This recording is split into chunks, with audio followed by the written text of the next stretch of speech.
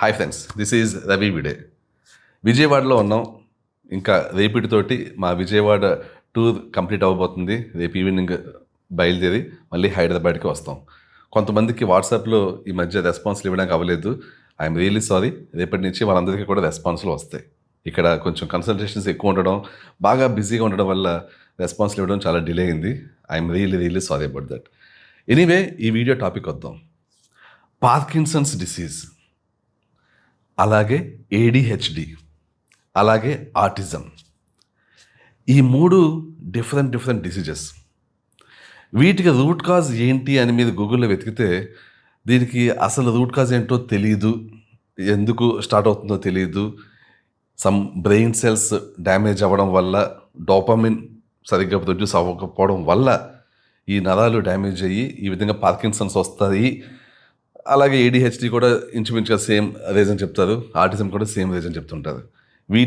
అంటే డోపమిన్ వల్ల ఈ ఆటిజం వస్తుంది, ADHD వస్తుంది, పార్కిన్సన్స్ వస్తుంది అంటుంటారు. పార్కిన్సన్స్ పెద్దవాళ్ళలో వస్తుంటుంది, చేతులు ఇలాగా షేక్ అవుతూ ఉంటాయి, కొంతమందికి మెడ షేక్ అవుతుంటుంది, కొంతమందికి ఆ షేక్ పెరుగుతూ వెళ్ళి ఫుల్ బాడీ షేక్ అవుతూ ఉంటుంది. సాధారణంగా దీన్ని డాక్టర్స్ ఆపలేకపోతూ ఉంటారు. చేతులు షేక్ అయినప్పుడే ఆపగలిగితే పూర్తిగా బాడీ షేక్ అయ్యి అంత సీరియస్ మోడ్లోకి వెళ్లకుండా ఆపొచ్చు. అలాగే ADHDని స్టార్టింగ్ స్టేజ్లోనే ఆపగలిగితే పిల్లలు వాళ్ళు పెద్ద అయ్యేసరికల్లా పూర్తిగా మెచ్యూరిటీ ఉండి నార్మల్ పిల్లల్లాగా మారగలుగుతారు. అదే సేమ్ విత్ ఆటిజం. ఆటిజం పిల్లలు కూడా చిన్నప్పుడే గుర్తించి సరైన ట్రీట్మెంట్ ఇస్తే పెద్దయ్యాక వాళ్ళు నార్మల్ పిల్లల్లాగా బిహేవ్ చేస్తారు, నార్మల్ పిల్లల్లాగే ఉంటారు. బట్ ఇది ఎక్కడా జరగట్లేదు. ఆటిజం ఉన్న వాళ్ళకి కానీ, ADHD ఉన్న వాళ్ళకి కానీ, వాళ్ళకి కేవలం ఏవో అంటే వాళ్ళ బ్రెయిన్ డెవలప్ అయ్యేలాగా కొన్ని థెరపీలు ఇవ్వడం, కొన్ని వాళ్ళకి లాంగ్వేజ్ అండర్స్టాండ్ చేసుకునేలాగా, లేకపోతే అటెన్షన్ గ్రాప్ చేసేలాగా కొంత ట్రైనింగ్ ఇవ్వడం, ఇలాగ చేస్తున్నారు. కొంత చాలా మైన్యూట్ లెవెల్లో వాళ్ళకి బెటర్మెంట్ అయ్యేలా చేస్తున్నారు తప్పించి పూర్తిగా వాళ్ళని నార్మల్ మనుషులా చేయలేకపోతున్నారు. అలాగే పార్కిన్సన్స్, ఆటిజం, ADHD ఇద్దరు విషయంలో సేమ్ అవుతుంది, పార్కిన్సన్స్ విషయంలో కూడా సేమ్ అవుతుంది. ఈ జబ్బుల్ని ఎందుకు ప్రోగ్రెస్ కాకుండా ఆపలేకపోతున్నారు, రివర్స్ చేయలేకపోతున్నారు? మెయిన్ రీజన్ రూట్ కాజు ఎవరికి తెలియకపోవడం. రూట్ కాజ్ తెలుసుకుని ఆ రూట్ కాజ్ని ఫిక్స్ చేస్తే డెఫినెట్లీ ఈ జబ్బుల్ని మనం రివర్స్ చేయగలం. ఈ జబ్బులకి రూట్ కాజ్ ఏంటి? East over growth. లాస్ట్ 1 yearలో అనేక మంది పేషెంట్స్ని చూసి వాళ్ళ ట్రీట్మెంట్స్కి ఏ విధంగా రెస్పాండ్ అవుతున్నారో చూసి దాన్ని బట్టి తెలుసుకున్న విషయం ఇది, east over growth. East over growth వల్ల వీళ్ళకి ఇలాగ వచ్చింది అన్న దీన్ని పట్టుకుని వెళ్తే వాళ్ళకి ఆ విధంగా ట్రీట్మెంట్ ఇస్తే వాళ్ళ ఇష్యూ అక్కడితో స్టక్ అయిపోతుంది. వాళ్ళకి ఇంకా అది ముదరడం లేదు. కొన్ని కేసుల్లో కొంచెం బెటర్మెంట్ కూడా అవుతుంది. సో ఈస్ట్ ఓవర్ గ్రోత్ అనేది మనం అడ్రస్ చేయాలి. ఎందుకంటే ఈస్ట్ ఓవర్ గ్రోత్ వల్ల ఇది అవుతుంది. ఈస్ట్ ఓవర్ గ్రోత్ వల్ల ఎందుకు ఈ విధంగా అవుతుంది? క్లియర్లీ ఈస్ట్ ఓవర్ గ్రోత్ అనేది ఎక్కడ అవుతుంది? మన చిన్న ప్రేగుల్లో అవుతుంది. చిన్న ప్రేగుల తర్వాత నెక్స్ట్ ఈస్ట్ అనేది మన బాడీలో ఎక్కువ ఎక్కడికి వెళ్ళి ఉంటుంది? మన లంగ్స్కి వెళ్తుంది. ఈ లంగ్స్కి ఎప్పుడైతే ఈ ఈస్ట్ మూవ్ అవుతుందో, మైగ్రేట్ అవుతుందో, అక్కడ ఇది ఆక్సిజన్ సప్లైని తగ్గిస్తుంది. మన బాడీకి ఏదైతే ఆక్సిజన్ సప్లై కావాలో దాన్ని అమౌంట్ని తగ్గిస్తుంది. ఇదే మన బ్రెయిన్కి కూడా సరైన అమౌంట్లో ఆక్సిజన్ అందకుండా చేసి, మన పిల్లల్లో అయితే బ్రెయిన్ సెల్స్ సరిగ్గా క్రియేట్ అవ్వవు. పెద్దవాళ్ళలో ఎవరికైతే పార్కిన్సన్స్ వస్తుందో వాళ్ళకి బ్రెయిన్ సెల్స్ ఆక్సిజన్ అందుగా చచ్చిపోవడం. సో పిల్లల్లో కొత్తగా బ్రెయిన్ సెల్స్ క్రియేట్ అవ్వాలి. వాళ్ళకి చిన్నప్పటి నుంచి వాళ్ళు యుక్త వయసు వచ్చేంత వరకు కూడా బ్రెయిన్ సెల్స్ కొత్తవి క్రియేట్ అవుతూ ఉంటాయి. వాళ్ళకి అలాగే పెరుగుతూ ఉంటాయి. వాళ్ళకి కాగ్నిటివ్ స్కిల్స్ పెరుగుతుంటాయి. బ్రెయిన్ సెల్స్ కొత్తవి క్రియేట్ అయ్యే కొద్దీ వాళ్ళు మొత్తం అన్ని నేర్చుకుంటూ ఉంటారు.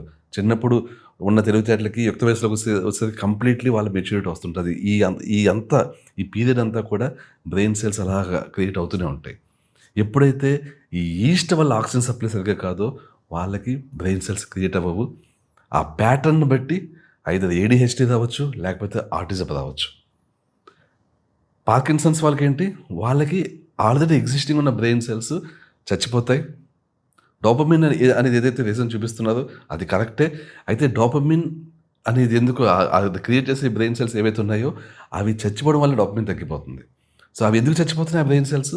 ఆక్సిజన్ సప్లై సరిగ్గా అందక. ఎందుకు? లంగ్స్‌లో చేరిన ఈస్ట్ వల్ల.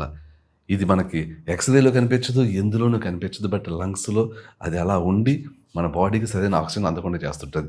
ఇదే ఆక్సిజన్ నేనెప్పుడు ఒక లిస్ట్ చదువుతుంటాను. ఈస్ట్ ఓగదత్త వల్ల వచ్చి ఏవైతే జబ్బులో ఏమేమి క్రియేట్ చేస్తది ఈ ఈస్ట్ ఓగదత్త అనేది? ఈస్ట్ ఓగదత్త ఏం చేస్తుంటదంటే మీకు సెబరిక్ డెర్మటైటిస్ వచ్చేలా చేస్తుంటది. తలలో స్కేలీ డాండ్రఫ్ వచ్చేలా చేస్తుంటది. యాంగ్జైటీ, డిప్రెషన్ ఇవన్నీ కూడా ల్యాక్ ఆఫ్ ఆక్సిజన్ సప్లై వల్ల, బ్రెయిన్‌కి ల్యాక్ ఆఫ్ ఆక్సిజన్ సప్లై వల్ల యాంగ్జైటీ, డిప్రెషన్, సూసైడల్ థాట్స్, అలాగే ఇదే బ్లడ్ సర్క్యులేషన్ తక్కువ ఉండడం వల్ల ఎరెక్టైల్ డిస్‌ఫంక్షన్, ప్రీమెచ్యూర్ ఎజాక్యులేషన్, లో టెస్టోస్టెరాన్, లో స్పెర్మ్ కౌంట్, లైపోమా కొవ్వుగడ్డలు అక్కడక్కడ ఈ ఈస్ట్ అనేది బాడీలోనే బయటకు వస్తుంటది ఫ్యాట్ బాల్స్ రూపంలో. అప్పుడు లైపోమా కొవ్వుగడ్డలు ఏర్పడుతుంటాయి. Varicose veins, varicocele. So, ఇలాగ ఇవన్నీ కూడా ఈస్ట్ ఓగదత్త లక్షణాలు నేను చాలా వీడియోస్‌లో చెప్తూ వచ్చాను. ఆ లిస్ట్‌కి ఈ కొత్తగా ఇవి కూడా నేను ఇప్పుడు యాడ్ చేస్తున్నాను. ఎందుకంటే లాస్ట్ 1 ఇయర్‌లో అనేక మంది పేషెంట్స్‌ని చూసి వాళ్ళని ట్రీట్ చేసి ఈ విషయాలు కనిపెట్టడం జరిగింది. సో, ఎవరికైనా సరే పార్కిన్సన్స్ ఉన్నా, ఏడీహెచ్‌డీ ఉన్న పిల్లలున్నా, ఆటిజం ఉన్న పిల్లలున్నా గుర్తుంచుకోండి. ఇది ఈస్ట్ ఓవగ్దత్త వల్ల జరుగుతుంది. మనం ముందు ఫిక్స్ చేయాల్సింది ఆ ఈస్ట్ ఓవగ్దత్తని. డైజెషన్ సమస్యలున్నాయా? ఆటిజం ఉన్న వాళ్ళందరిలో కూడా పిల్లల్లో డైజెషన్ ఇష్యూస్ ఉంటాయి. ఏడీహెచ్‌డీ ఉన్న పిల్లల్లో డైజెషన్ సమస్యలుంటాయి. చూడండి వాళ్ళకి కాన్‌స్టిపేషన్ ఉంటుంది. వాళ్ళకి స్పీడ్ డైజెషన్ ఉండదు. ఎందుకు? డైజెషన్ సమస్య ఉంటేనే ఈస్ట్ ఓవగ్దత్త జరుగుతది. మనం వాళ్ళ డైజెషన్ సమస్యలను ఫిక్స్ చేయాలి. వాళ్ళకి ఈస్ట్ తగ్గేలాగా సప్లిమెంట్స్ ఇవ్వాలి. వాళ్ళకి ఏ ఏజ్‌లో ఉన్నా కూడా ఎంత ఇబ్బంది పడుతున్నా కూడా వాళ్ళకి ఈ డైట్ ఇవ్వాలి. రవివిడి డైట్ ఇవ్వాలి. ఈ సప్లిమెంట్స్ ఇవ్వాలి. వాళ్ళని బెటర్ చేయాలి.